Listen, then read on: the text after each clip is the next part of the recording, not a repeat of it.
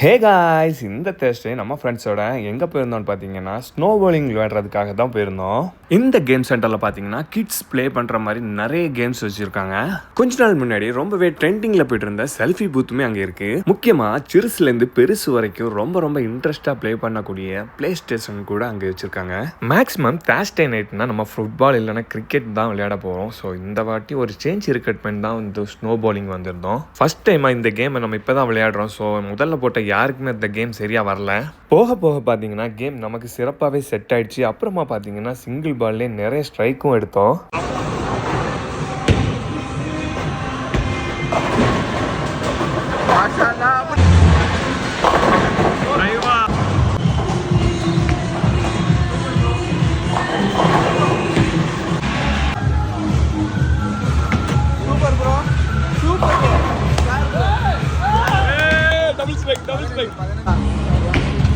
உளுந்து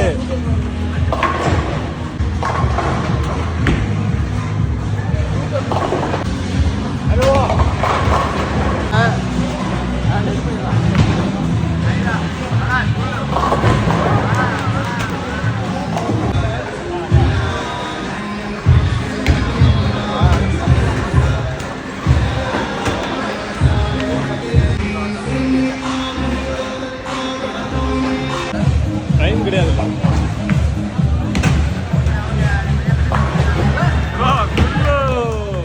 லீடிங்ல இருக்காங்க, நம்ம மட்டும்தான் லாஸ்ட் இருக்கோம். ரொம்ப பாருங்க, எல்லாம் லீடிங்.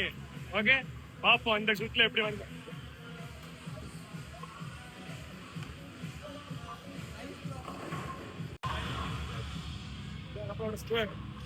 ஃபர்ஸ்ட் இருக்கிறது மர்சூகே, செகண்ட் இருக்கிறது மனோஜ், தேர்ட் இருக்கிறது ரியாஸ்,